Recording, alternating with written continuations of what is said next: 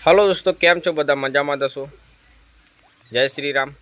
તો દોસ્તો, નવાખલ ગામ આણંદ, એક 6 વર્ષની દીકરી નામ છે તુલસી, અને એનું અપહરણ કરી અને એનો મૃતદેહ નદીમાંથી મળ્યો છે દોસ્તો. શું કરવા લાગ્યા તે હજુ ખબર નથી દોસ્તો, પણ એ દીકરીનું મોત નીપજ્યું છે અને એવા નરાધમને ફાંસી આપવા જોઈએ. જો સરકારે એમની ફોર્માલિટી પૂરી કરીને એમને જીવન કીટની સજા નહીં, ફાંસીની સજા આપો તો જ દીકરીને ન્યાય મળશે દોસ્તો.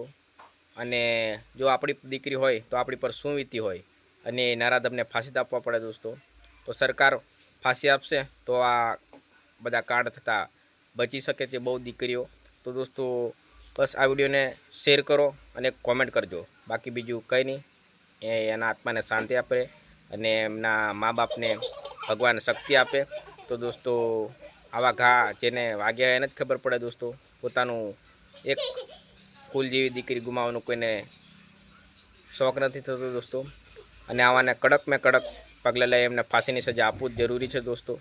તો ઓકે, જય શ્રી રામ.